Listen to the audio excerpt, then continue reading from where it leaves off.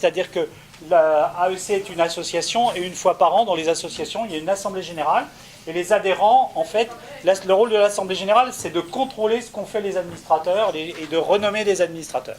En gros, c'est ça. Et pour le président que je suis, c'est extrêmement important qu'il y ait cette phase de contrôle et qu'on expose ce qu'on a fait et qu'on puisse en débattre et qu'il puisse y avoir un vote. On accepte pas. Je pense qu'au niveau de la démocratique, c'est très important de prendre ce temps, même si c'est des fois un peu ennuyeux d'écouter des rapports. Mais s'il n'y a pas de contrôle, après, on ne sait plus où on va. Donc pour moi, c'est tout à fait. On ne doit pas faire l'impasse. Alors, nous aurons un rapport d'activité qui prendra pas mal de temps, un rapport financier avec le trésorier Yves, un rapport d'orientation que je présenterai après l'avoir discuté avec le conseil d'administration. On renouvelle des administrateurs par vote à bulletin secret et ensuite, s'il y a des questions diverses, eh bien, on traitera les questions diverses. Et nous avons surtout dans cet objectif de cette soirée, c'est qu'il y ait le plus d'échanges entre les personnes qui sont présentes. Et donc on a prévu un bon temps d'échange d'une bonne heure pour que tout le monde puisse se rencontrer. C'est pour ça que normalement tout le monde devra avoir des badges. Presque, oui, je vous voyais sans badge, je me dis bon, qu'est-ce qui est là voilà, de façon à ce qu'on puisse, c'est vraiment l'objectif majeur de la soirée, au-delà de l'Assemblée Générale que je viens de décrire. Et puis pour ceux qui ont voulu rester au repas, ils se sont inscrits, on aura le repas après, pour ceux qui ont décidé de rester avec nous. Voilà, donc, pour qu'une Assemblée Générale puisse se tenir, il faut qu'il y ait des personnes qu'on appelle scrutateurs, qui vont vérifier le vote et en témoigner de sa légitimité. Donc je me suis enquis de 2 personnes, Anne et Chantal, je vous propose qu'elles soient scrutateurs de ce vote. Est-ce que vous en êtes d'accord ?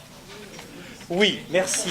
Donc nous avons 2 scrutateurs et puis Marie-Ange fera le secrétariat. Tout là-bas, elle fait les listes de présentes. Elle est déjà ? Très bien, parfait. Alors, on va rentrer dans le rapport d'orientation. Sandra, le rapport d'activité, on commence donc la description de nos activités, on va le faire avec un certain rythme, et puis à la fin vous pourrez poser des questions et puis on pourra en discuter. Voilà, Sandra, allez-y, il y a 3 transparents. Oui. Alors bonsoir à tous. Donc, moi je vais vous présenter rapidement tout ce qui concerne l'accueil.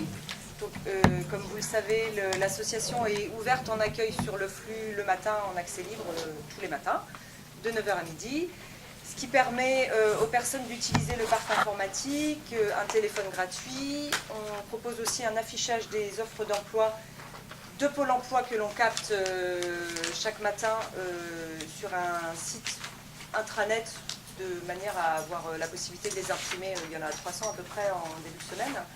Et tous les jours, il y en a à peu près une cinquantaine de nouvelles offres pour les personnes qui sont un peu moins équipées ou un peu moins autonomes dans la recherche, ce qui leur permet d'avoir accès aux offres. Et également, on affiche les offres que l'on capte, soit avec des entreprises locales de Cesson qui nous les transmettent, soit avec des partenaires avec lesquels on travaille, qui ont des offres et qui n'ont pas forcément les profils derrière.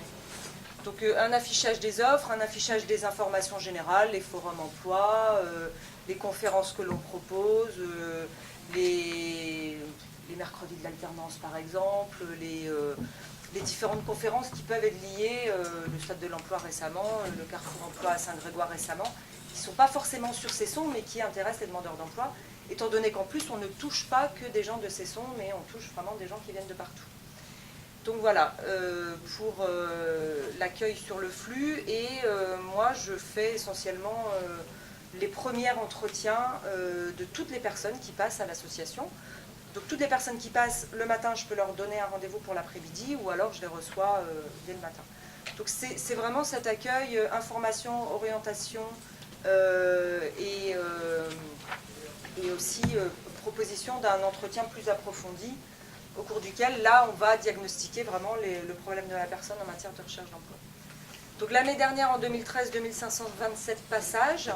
Des passages, ce sont des personnes qui passent la porte une ou plusieurs fois par jour et dans l'année. En 2013, à peu près la même chose. Alors pourquoi la même chose alors que notre activité a augmenté ? C'est parce qu'on a refusé l'accès à certaines personnes qui venaient très régulièrement, c'est-à-dire quasiment tous les jours, pour consulter des sites qui n'étaient pas du tout liés à l'emploi. Et du coup, ça monopolisait des ordinateurs et en plus, parfois, c'était des sites qui étaient franchement, qui n'avaient rien à faire là. Donc, on leur a demandé de ne plus venir utiliser. Ce qui fait que ça a fait chuter le nombre de passages d'environ 500, juste en supprimant l'accès aux personnes qui venaient, non pas pour une recherche d'emploi, mais pour des recherches personnelles.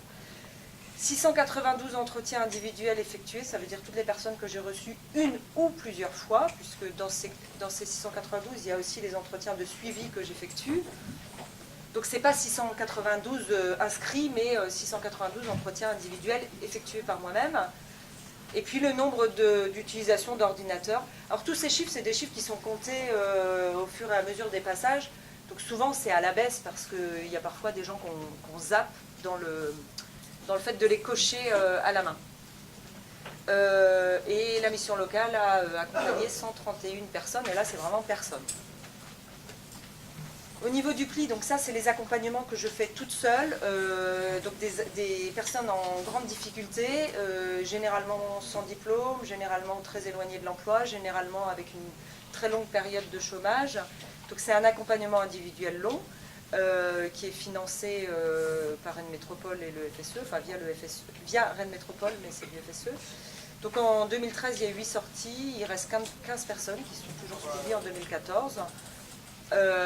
Les sorties ne sont pas toutes des sorties positives, il y a des gens qui abandonnent, mais il y a aussi des gens qui sont sortis de ce dispositif pour être suivis par d'autres structures, notamment des personnes avec une reconnaissance travailleur handicapé qui préféraient un accompagnement encore plus spécialisé.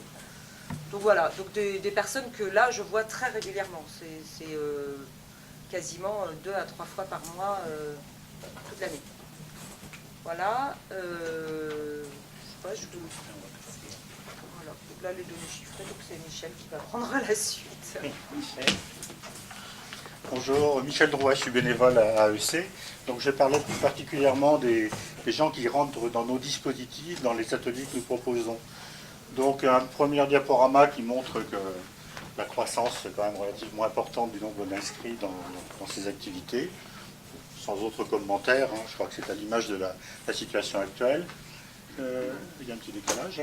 Donc les accompagnements que nous avons réalisés, 325 au cours de l'année 2013 contre 306 en 2012, dont la partie de personnes de cesson qui sont aujourd'hui 158 et qui étaient 177 l'année dernière, avec une répartition homme-femme indicative. Répartition par niveau de formation. Donc là, on constate qu'on a à peu près 80% de nos adhérents qui ont bac ou bac plus, de bac à bac plus 5. Et donc les 20% CAP, sans diplôme ou non connus, quelquefois, les gens qui ne se livrent pas. Je vais essayer d'être rapide parce qu'il y a beaucoup de diapos.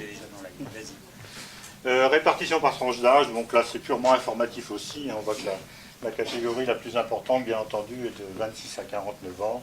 Ça ne change pas. Ça ne change pas. Voilà, toujours pareil. Alors, les sorties, ça c'est quand même une diapo qui commence à être intéressante.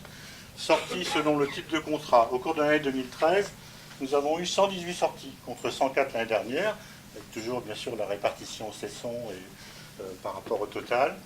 Ce qu'on peut constater sur cette diapo, c'est le nombre de CDD qui augmente fortement et le nombre de CDI qui a plutôt tendance à se tasser. Voilà, on pense aussi que c'est à l'image du marché de l'emploi actuellement, mais on ne peut pas tirer non plus de statistiques fiables sur un petit échantillon comme le nôtre. Moi, je veux quand même ajouter un truc important, c'est que ce sont les sorties que l'on connaît. Parce qu'il y a plein de gens qui quittent l'association et on ne sait pas ce qu'ils deviennent, et en fait, ils sont au boulot. Et là, on n'a pas la main. Ce sont ceux qui se manifestent. Voilà, ceux qui se manifestent ou qui trouvent un emploi au moment où ils sont en accompagnement dans l'association. Donc c'est au moins ça. Voilà. C'est important de le dire quand même parce qu'on se rend compte en discutant avec certaines personnes qu'en fait ils ont des super postes et on n'était pas au courant. Donc voilà. Et depuis, il y a bien sûr d'autres personnes qui ont encore trouvé des postes. Parce que ça, c'est au 31-12. Oui. Voilà, répartition homme-femme toujours. Donc, pas de changement majeur. Alors les actions qui sont proposées à toutes les personnes dont on vient de parler, alors il y a plusieurs ateliers. Le premier atelier, c'est technique de recherche d'emploi qui s'adresse à un public ciblé bac plus 2, bac plus 5. Donc ça c'est Jean-Luc qui s'occupe en particulier de cet atelier, mais aussi Dominique et aussi d'autres. C'est un atelier collectif sur 8 semaines, donc ça fait 38 heures de formation, plus une demi-journée par semaine. Attendez, non. Atelier collectif, une demi-journée par semaine de formation, plus 2 demi-journées de web. Je vous en parlerai tout à l'heure. Le web, c'est intéressant. Je vois Mélodie qui est là, donc elle a beaucoup participé à la mise en œuvre de cet atelier. Plus 1 heure par semaine de coaching pendant 8 semaines. Donc l'année dernière, nous avons eu 78 participants pour 9 groupes, contre 62 participants et 8 groupes en 2012. Là aussi, une augmentation du flux. Le deuxième atelier que nous proposons est plutôt pour des publics en dessous de bac, enfin CAP, BEP, bac, voire bac plus 2. Ça, c'est en fonction de l'évaluation qui est faite par Sandra.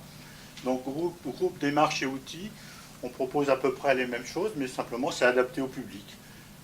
Même chose en ce qui concerne la durée de la formation, hein, plus de demi-journées web, plus 1 heure de semaine.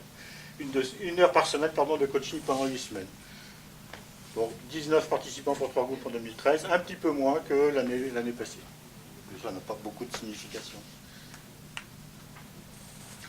Alors les groupes de recherche d'emploi, je dirais, c'est la suite logique des TRE et des GDO dont je viens de vous parler. C'est-à-dire qu'une fois finie cette formation, les candidats, les demandeurs ou les adhérents, pardon, qui n'ont pas trouvé d'emploi, parce que fort heureusement, il y en a qui trouvent un emploi en cours de TRE et de GDO.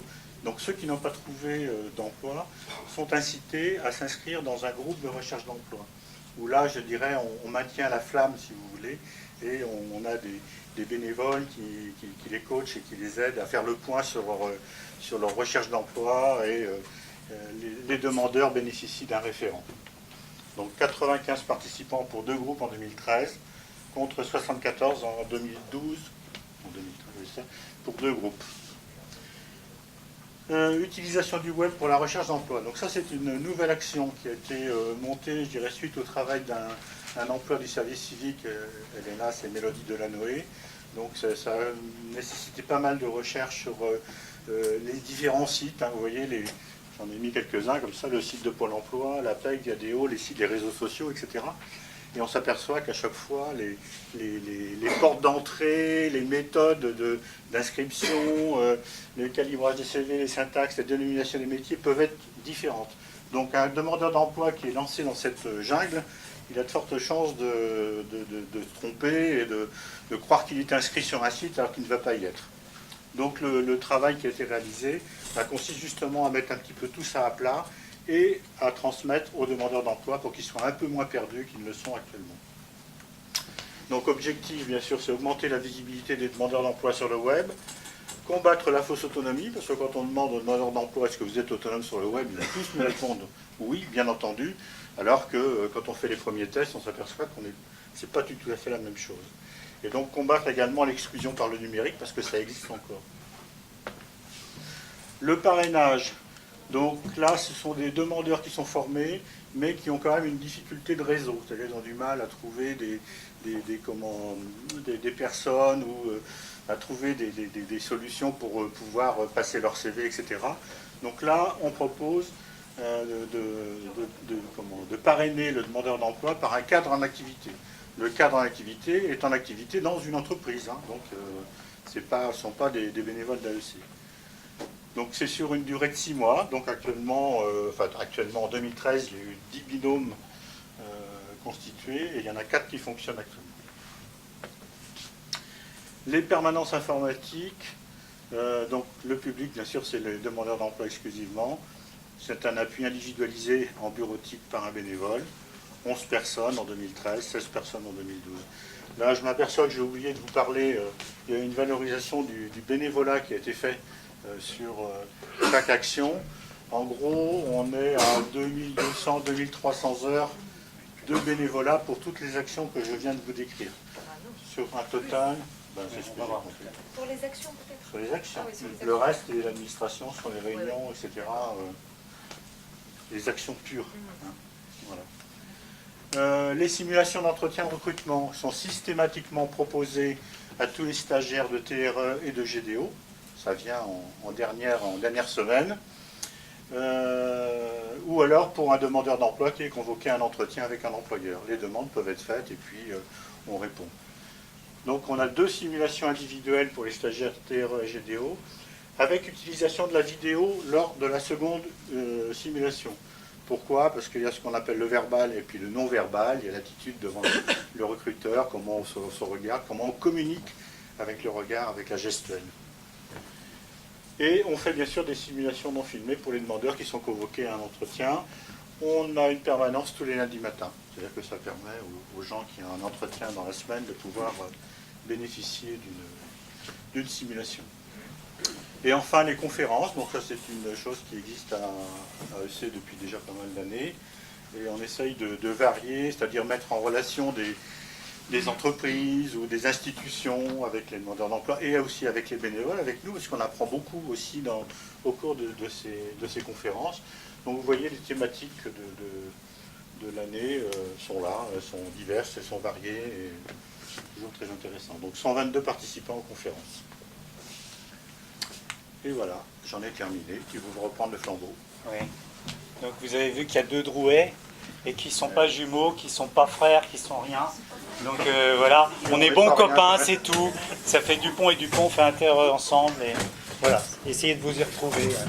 C'est Dominique, l'autre c'est Michel, débrouillez-vous. Voilà, merci. On voit qu'on a